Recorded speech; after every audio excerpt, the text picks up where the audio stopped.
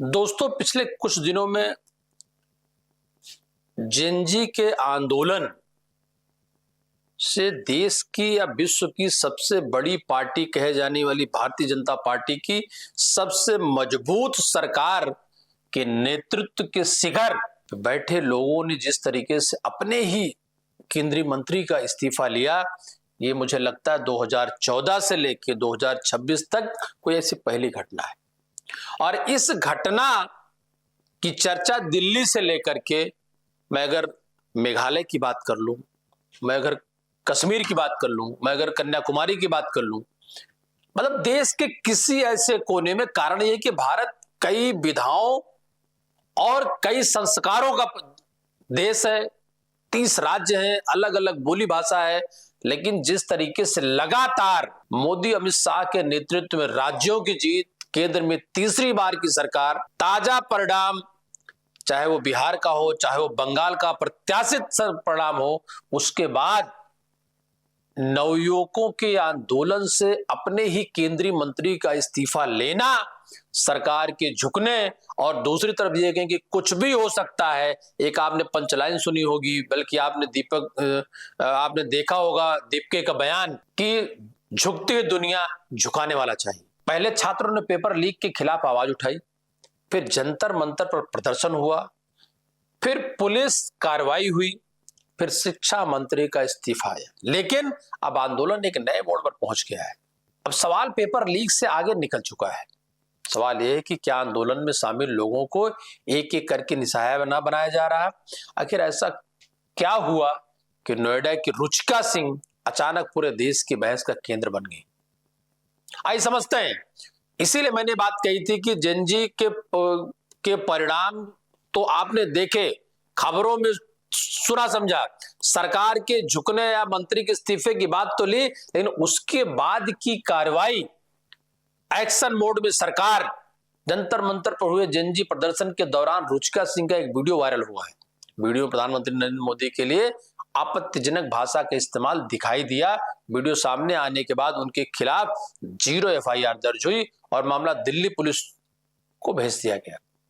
बस क्या था, यही से बहस शुरू हुई। कारण यह कि मैंने एक बात आपको बहुत साफ शब्दों में समझाई है कि ये जो डिजिटल प्लेटफॉर्म है, ये सेकंडों में पूरे विश्व में फैलता है। आंदोलन से जुड़े लोगों का कहना है कि सिर्फ एक वीडियो के आधार पर किसी प्रदर्शनकारी को पूरे देश में चर्चा का विषय बना देना कई सवाल खड़े करता है।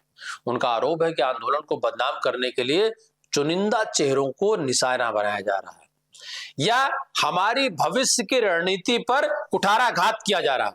दूसरी तरफ सरकार समर्थकों का कहना है कि यह आंदोलन का नहीं, कानून का मामला है।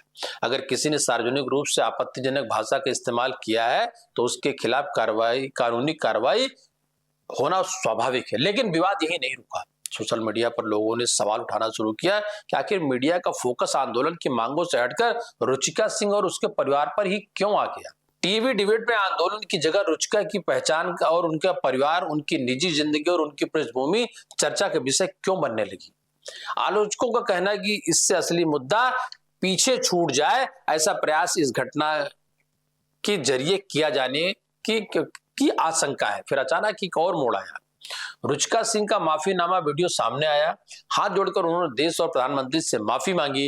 वीडियो वायरल हुआ और बहस और तेज हो गई। कुछ लोगों ने इसे पछतावा बताया, कुछ ने सवाल उठाया कि आखिर इतनी जल्दी माफी क्यों आई। अब सवाल विपक्ष का कि कई लोग पूछ रहे हैं कि राहुल गांधी, अखिलेश यादव और बड़े विपक्षी नेता इस मुद्दे पर इतने मुखर क्यों नहीं दिखाई दे रहे हैं, जितने पुलिस कार्रवाई या पेपर लीक के मुद्दे पर थे। इसकी एक वजह यह मानी जा रही कि विपक्ष अभिव्यक्ति की स्वतंत्रता का समर्थन तो करना चाहता है, लेकिन किसी नेता के खिलाफ कथित अपमानजनक भाषा का खुला बचाव करने से भी बचना चाहता है।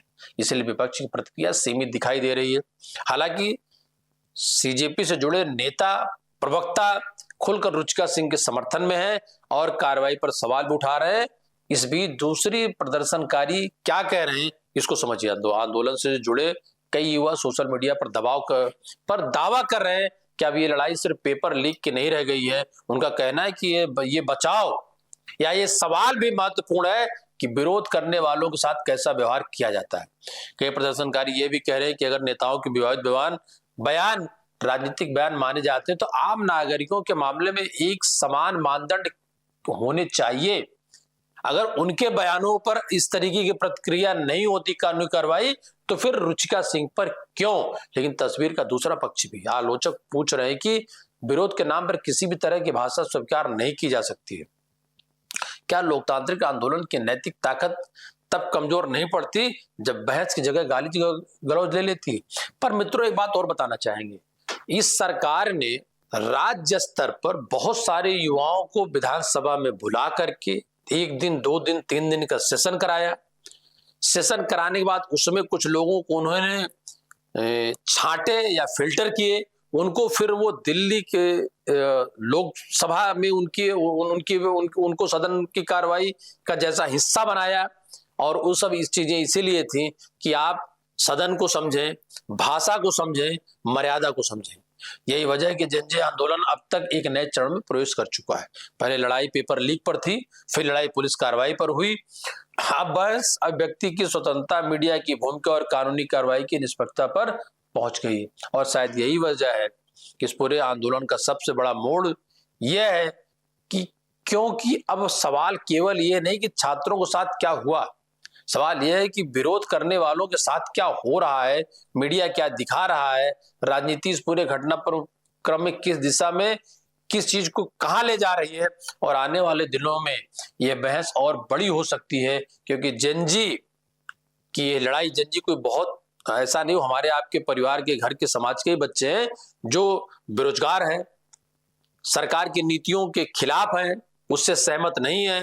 पेपर लीक एक मुद्दा हो सकता है, लगातार बढ़ती बेरोजगारी, निकली नौकरियां, वो कोर्ट के घेरे में उनकी उम्र निकल जाना, और बहुत सारी समस्याएं उनकी हैं जिनका एकजुट होकर के समाधान के लिए उन्होंने धरना दिया। केवल परीक्षा, नौकरी और शिक्षा तक सीमित नहीं है, बल्कि लोकतांत्रिक असहमति और राजनीति अभिव्यक्ति की लड़ाई के रूप में भी इसको देखा जाना लगा है।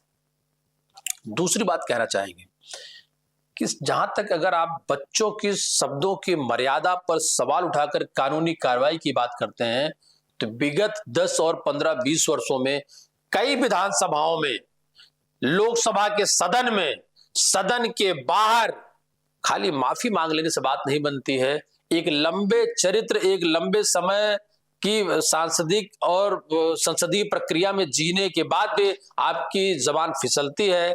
हम लोगों ने तो कई बार चैनलों में लात, जूते, गाली, गुप्ता और ऐसे भी शब्दों को सुना देखा है राष्ट्रीय पार्टी के प्रवक्ताओं द्वारा, जो शब्द हम आपको चैनल पे या न बोल सकते हैं, न लिख सकते हैं।